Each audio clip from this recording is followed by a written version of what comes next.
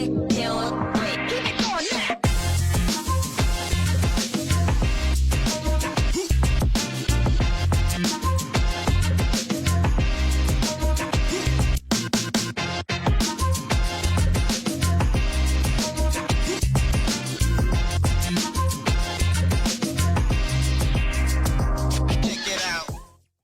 Welcome back to another episode of the Independent Thinkers Podcast. This is the show where we talk about local life, sports, and politics. Now on WNCR TV, Mondays at 9 p.m. And today, we're focusing on House District 25. Today, we have a wonderful young man. He's from this area, and he's done a few things in the community that he's going to talk a little bit about. Mr. Alan Chesser, how you doing, sir? I'm doing well, man. I appreciate you having me. Good, man. You came highly recommended for some people, man. Well, thank you. You know, I mean, I was like, okay, let me call Alan. You know what surprised me? You know, people say, Terry, don't do it. I was surprised you were white. Dude, I was getting calls from people. It was like, he's white, he's a Republican. I didn't know that, But you came highly recommended to be on the show, man. I'm glad you're here. Well, thank you. Tell us a little bit about yourself and, something that people may not know about you, Well, it's going to be kind of hard to find something people don't know. I've been in the public for a while now. But just the basics, I'm a Christian first. So that's my foundation with everything I do in politics, public life. Any of that is going to be founded on Christ first. Good. And that's a big thing that makes me an outlier in politics is, I say it 100 times if I've said it once. I just refuse to hate people. Yeah. Right now, that's what our whole politics is based on, is division. They just keep inventing new ways to divide people, and I just look at ways to build bridges. But outside of that, I'm a father. Me and my wife Jessica, we have 5 kids. Oh wow, man! You got 5 kids, man? Yeah. Oh wow. Yeah, man. God's blessed us. And, all boys, girls? No, we got 3 boys, 2 girls. I grew up in the same family dynamic. 3 boys and 2 girls, man. 5 of us. We turned out all right, so I think we would do all right. Some people say so. So, how does it in a big family, like raising a big family? Do you find that difficult? Sometimes it can be hard. It's easy to make them, but sometimes it can be hard. The biggest transition was going from 1 kid to 2, and after that, you're just finding room for a car seat, and learning how to count in the rearview mirror. Yeah, right? yeah. Get in the car. Okay. Yeah, everybody's there. I like that. You currently live in Nashville? I live between Spring Hope and Middlesex in a little community we call Samaria. So it's right off of 231. Grew up in Bunn? Yep. Bunn High School? Yep. Play sports? Yeah, soccer? Yeah. Soccer kid? Good. So take me on the journey of some of the races that you've been in previously. Only one. So I've been a volunteer on quite a few. I've worked on quite a few campaigns. For a long time, I was the public relations director for the Franklin County GOP before I moved to Nash County. Mm-hmm. And so when I moved to Nash County, I got involved in a congressional race where I was the candidate. Mm-hmm. And so I ended up losing, but learned a lot of lessons. I don't take anything as a loss. I learn from them. Right. And so there's no need to give up, no need to quit. You just learn and pick yourself up, dust yourself off, find new allies. Keep going. Yeah. And so that's what we did. And the one silver lining that we can take away is in a primary when my opponent wasn't expecting to spend anything, he spent $1.5 million to get over me. Jeez. Yeah. So I'm pretty proud of that one. Yeah. You made him go into his piggy bank. Huh? Yeah. Wow. Now, House District 25 was previously the seat, or currently still, the seat that's held by Representative James Gaillard. He did a great job of remaining kind of an independent kind of voice there. What do you think that you can bring to the table that'll differ you from him a little bit? Clearly, I'm a little bit more conservative than he is. Obviously. So there'll be that difference. But one thing is I've never hesitated to call out my side when we're wrong. Yeah. So I give credit where credit's due. Yeah. And then, if we don't align on something, I'm going to tell you. And so I think there's a place for that. We don't see it too much in politics now. It's like you got to be all in or you're not a team player. Would you consider yourself moderate? I wouldn't consider myself moderate. I'm more individually driven. Okay. So it's not that I'm moderate, conservative, Sure. Liberal, anything like that. Each situation. Well, I look at things less collective and more individual. I think if I can help you as a person, then I'm winning. Yeah. And then I help the next person in line, and I help the next person in line. Yeah. I think the moment we start collectivizing and collecting ourselves, we lower our value. How so? How so you look at that? So, I mean, there's an old saying that you're never more discriminated against than you are as an individual, right? You can be, I'm a veteran, so that's a collective that I'm part of. Yeah. So when people discriminate against veterans, I can't be discriminated blanketly as a veteran. It has to affect me individually for me to be discriminated as a veteran. Understood. So, I mean, outside of legislature, if they pass something that says, hey, all veterans are cut off from this benefit, then you could say that that's a discrimination across the board. Right. But people can tell you about discrimination, but until you experience it yourself as an individual, it doesn't affect you. And so that's the way I look at it. I like to protect individuals, and I think if I do that properly, I will also protect the collectives. Tell me about your time in the military. I'm always intrigued. The reason why I'm intrigued and I have so much great respect for people that are in the military is because I was the first male, one of the first, was I the first male? I was the first male in my family on my dad's side that didn't go into the military. They went to college first. Okay. That was generations, you know. So when, we get together for family gatherings, I'm always kind of like the guy they look at. I don't know what you're talking about, So tell us a little bit about your military experience and, some of the things that you did there that helped shape your values today. Yeah. So, I mean, I got into the military because of 9/11. I remember being in shop class in high school, and my shop teacher, Mr. Pridgeon, who's from here, Rocky Mount. He's passed now, but I remember we walked in. He was one of the nicest guys you'd ever meet, old Navy guy. And we walked in. He said, "Shut up and sit down." Whoa. And he put a coat hanger in the bottom of the TV. I'm telling my age a little bit now. Yeah, it's okay. And we watched the second plane hit the tower. Wow. Live. Incredible. And I just remember looking in the room and thinking, it's never going to be the same. No. And sure enough, 4 of us that were in that room joined the military. Oh, wow. 3 of us deployed together. Wow, really? Yeah. I'm with you. I was ready, man. I was like, oh, that was a tough time, but it was I look around and I saw that we were glad to be Americans ready to go to war. I say all the time, man, I am jealous of the unity that we had on September 12th. Yeah. I mean, I'm with you. Like, it was just, we were just brothers. And I guess that's kind of what drives me in politics is I want that back so badly. Yeah. I want that unity back that we had. I mean, we didn't get it right then either. We made mistakes and we ostracized some of our brothers that we shouldn't have. Yeah. What changed me? The flood in 99. Yeah. When I saw how everybody band together as a community. I remember that, driving out here in the mall being under. Oh, yeah, man. It was like, it was the most incredible thing that I had ever saw, like different people, different races, different economic backgrounds. Nobody cared. I wish we could do that outside of a tragedy.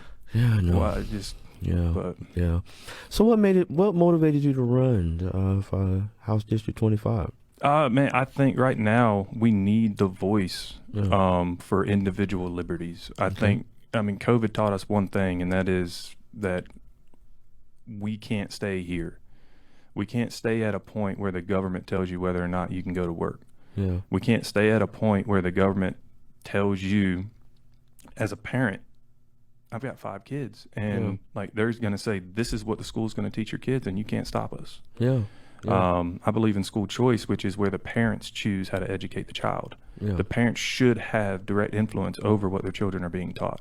Yeah. And so I think that needs to be taken away from the federal and state and given to the county level where we have the most direct path to air our grievance and have influence. I mean, it's hard for me to get a state rep on the phone me, right? I'm not being boastful, Yeah, but no. you know You've what I been mean? around the bend a little bit. It's hard for me to get a state rep on the phone or a state senator on the phone, but it's not that hard for me to get a school board member on the phone. Yeah. You know, it's a pretty direct line for me to be able to have a conversation or go to a school board meeting. They're normally right in your backyard. Yeah. And so I think that's where curriculum decisions and stuff like that should be I hear a made. lot of Republicans talk about, the choice program. Do you worry the choice program will leave some families behind or some kids behind? Explain a little bit how that will work, where no kid will be left behind. Yeah, man, that is always a concern, right? Yeah. But so the way I see it is the greatest way to avoid discrimination is to, again, target the individual. Yeah. Right. Right now, they will just shotgun funding at districts and schools, and it's not targeted in the spending. I think if the funding follows the child, then you're going to have schools competing for that child.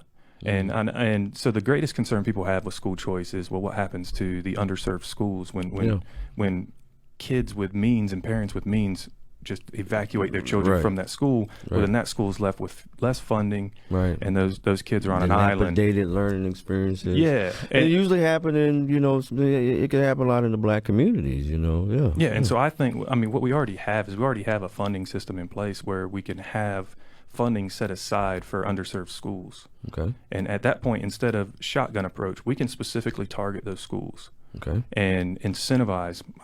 You could give like a shift premium, like a 10% raise for teachers who want to come and teach in that school. Yeah. And hey, because students fled that school, now you got a better student to teacher ratio. You got happier teachers because they're getting paid more to be there. Right. And I think we could really target funds where they need to be. Okay. And really take care of the underserved communities that way. Yeah. Nash County incorporates a portion of your district, House District 25. As I talked from an economic standpoint, Nash and Edgecombe counties are usually ranked towards the bottom economically. What are some of the things that you will try to do to try to combat that? I think one thing we gotta figure out how to do is bring jobs to Nash County. One thing that's going on right now is we're getting a lot of new residents in Nash County. A lot of new homes are getting built. Building like crazy over there. But our infrastructure isn't in place. So a lot of those people are coming here to live, but they're going to be spending their money in Wake County, Johnson County. They're going to be their lives are going to be in another county and not in Nash County. Sure.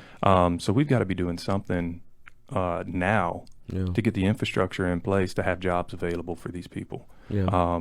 Get them invested in Nash County the way we're invested in Nash County. Oh yeah. So that would be a big part, bringing it in. Education's always huge, and motivating that.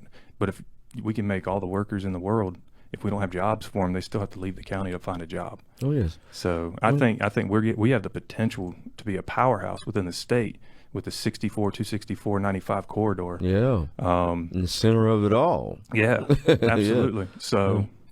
That's where I would focus my efforts right now is, expand broadband access. That way, especially rural communities are underserved in that area. So we've got to get that locked down, and then work on recruiting employers here and get some jobs in Nash County. I always ask my Republican friends this, and I'm kind of an independent guy. Obviously, I'm a registered Democrat, but I'm kind of an independent thinker a little bit. What motivated you to become a Republican? So when I became a Republican, and I was 18 and in the Army, and so initially, man, I signed up because, hey, George Bush was president. Yeah. I was okay, yeah, let's do that. He's probably going to give me a pay raise. I'm happy with it, right? Yeah. But I wasn't politically active at the time. I wasn't politically educated at the time. Yeah.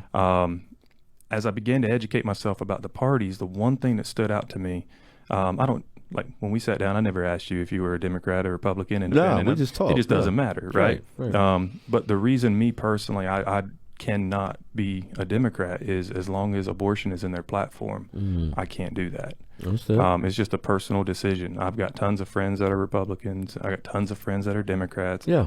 And I've got friends that are libertarians and in the Green Party, right? Like I've got me, friends everywhere. Yeah. But to me, that doesn't matter. Character is more important, and you make the personal decision that you make that you believe is best for you. Yeah. And That's so, good. I mean, answer. my foundation is, don't hurt people, don't take their stuff, and we'll get along just fine. You got that right. Yeah. We'll get along. Now, going back to the shutdown part, angered a lot of Republicans, the shutdown part.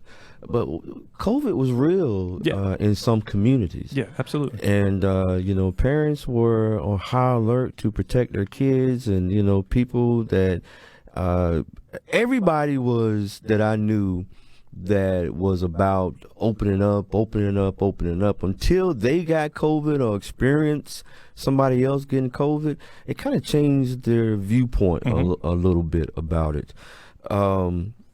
Do you think that are you considering that as the determining factor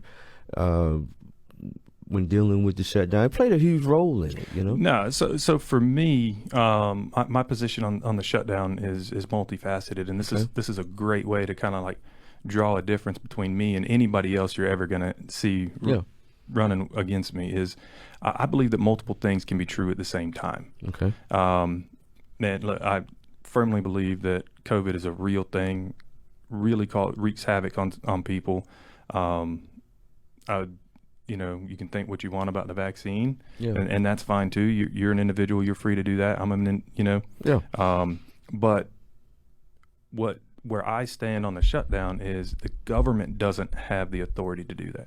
I can agree with you on what best practices are. Yeah. Right. Wash your hands, social distancing. Yeah. If private industry wants to say, hey, you can't come in here unless you're wearing a mask, well, then you're talking about property rights. Yeah. But the government does not have the authority to limit our freedoms in that way. Yeah. We can choose to limit ourselves. Okay.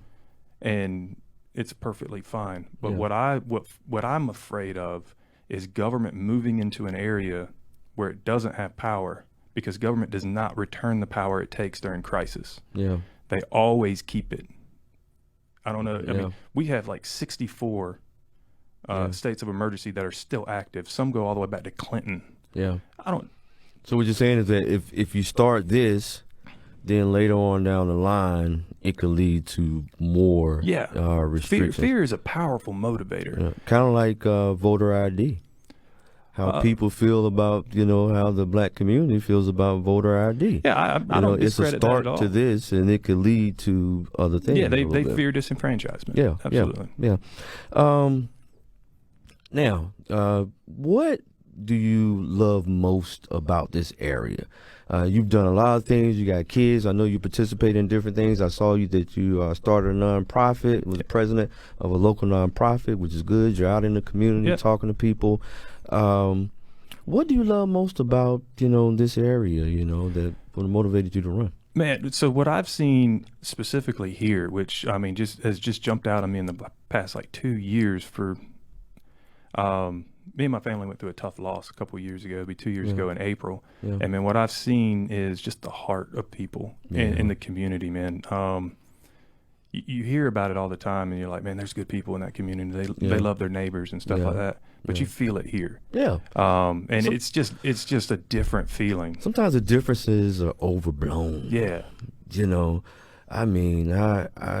see people from different backgrounds, talking, and I always tell people, like, sometimes people want me on this show to debate with the person, but I don't want to do that because I might see you at Food Line tomorrow. Yeah. Well, in the end, we're still neighbors. That's right. That's correct. We may not live beside each other. Yeah. But we want the same thing. Right. And I think that's what we have to get back to. I hear you talk about all the time, one Rocky Mount. That's right. Oh man. Do you know how good you made me feel with that? You did some research on me. Oh man, I like that. So, but that's what it is we're all in this together. That's right. There's no point in us all being on the same plane hoping that the pilot crashes. Yeah. Right. Yeah, that's right.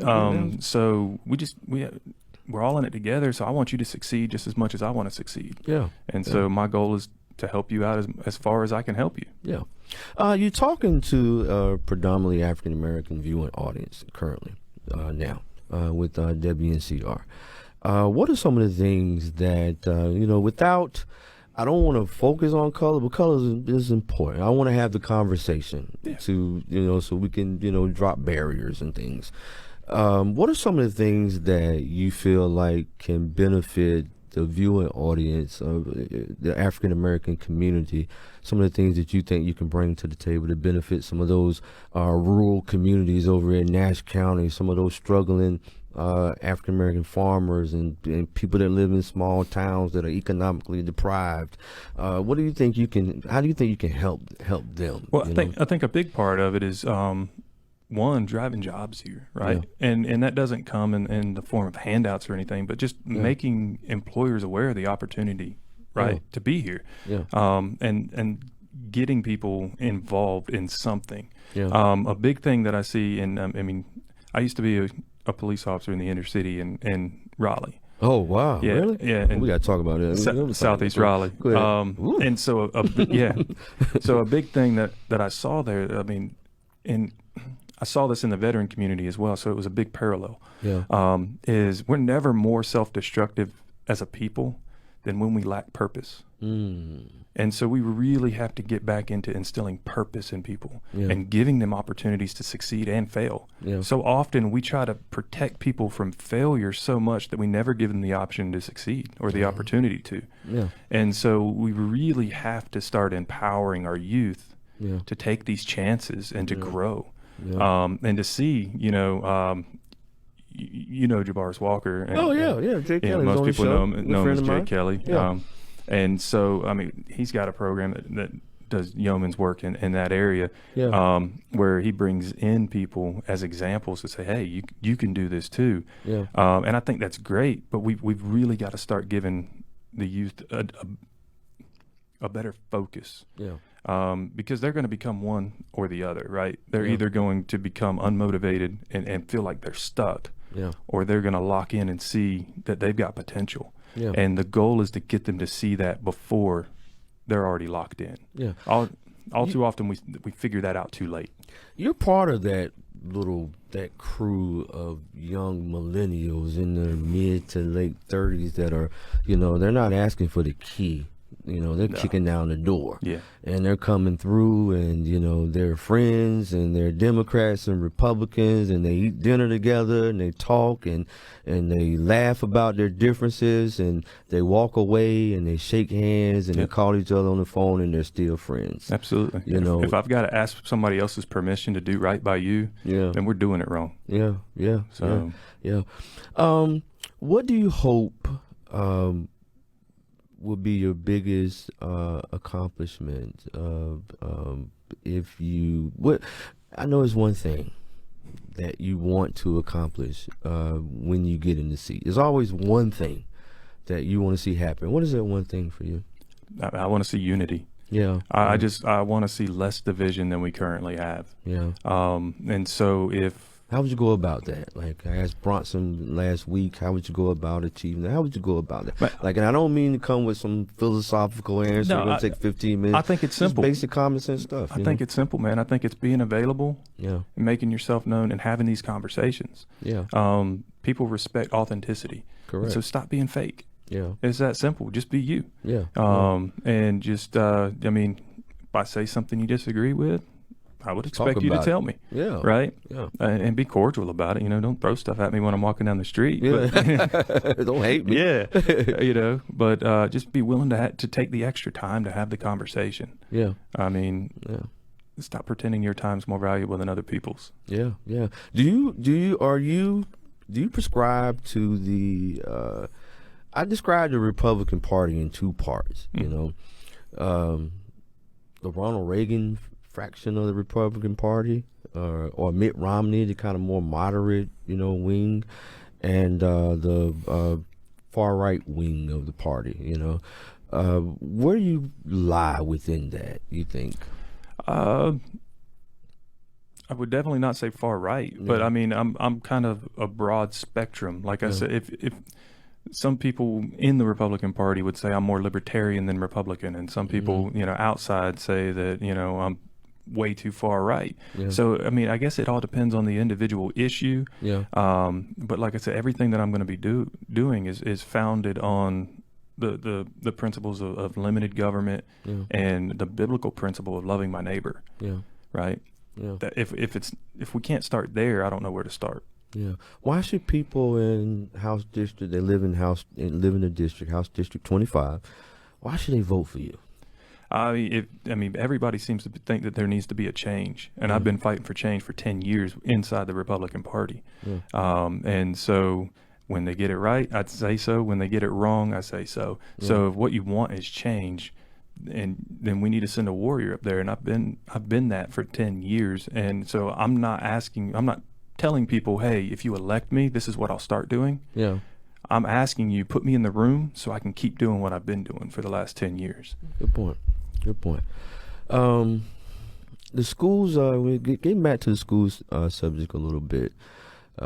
This area is in the process of splitting a school district. It's currently called Nash Rocky Mount Schools. How would you, and a lot of the schools within this area have failing grades, and I know you said that you believe in the choice program, but until that can gain a lot of wings, gain more wings, what would you do now to help some of these teachers, some of these local government officials who are pulling their hair out, trying to figure this thing out? What would you do to try to help those guys so we can bring those grades up a little bit, those F ratings and D ratings, What would you do? Well, I'd say first we'd have to temper expectation, Okay. not just locally, but across the board. It took us about 60 years to mess this up this bad to where it's gotten Yeah. out of control, right? So we're not Yeah. going to be able to fix it overnight either. Yeah. I think really stepping back and saying, okay, what we're doing is not working. Grades are continuing to plummet. Performance is continuing to go down. So instead of doubling down on what we've been doing, we should really look and say, okay, when did it start to decline? Yeah. Because this hasn't always been a lower performing area. No, in the 90s. Right. I mean, you went to school around, you're familiar with the area. Yeah, so. you guys used to beat up on us in football all the time. So, Dude, I used to love Bun, though. I used to travel to Durham to see my son and cut through Bun on 98. So I saw that area grow over time. The little police station that was right across the Yeah. street from the school looked like a little house, man. Yeah, it's still there. And we still used to kick y'all butt in baseball. We used to do it, man. Yeah. How would people be able to get in contact with you? How would people be able to read more about you? Yeah, just about anything anybody would want to know is on my website. Okay, what's which is that? alanchesser.com. Okay. And so I would assume you got my name on the bottom of the screen somewhere. So just Yeah. stick them together and put .com at the end. Good. And then on Facebook, Alan Chesser for NC House. Yeah. And outside of that, my personal cell phone number's on there too. So if you got any questions, just call. Guy's an open book, man. He's a wonderful young man in the community trying to make a difference, running for House District number 25, Mr. Alan Chesser. I thank you for coming on the show. You got to come back, man. Yes, sir. It's just the Absolutely. beginning, man. The Yeah. race hasn't even started yet, man. Yeah, I feel like the conversation was just getting going. I know, man. I'm trying to get used to this TV stuff, man. I got producers now, and they're all on my back, so I'm just trying to get used to it. I'm one of those type guys. I don't like to be pinned down, man. I'm Yeah. kind of like a battle cat, Like I said, thank you for coming on the show, man. You got to come back. I'm gonna reach out to you again to come back on the show to talk to the people a little bit more. And thank you for what you're doing in the community. Keep it going, man. Keep doing it. I love your mindset. So thank you. This is Terry Pittman, one of the Pittmans, baby boy, signing off. Another episode of Independent Thinkers. Thank you.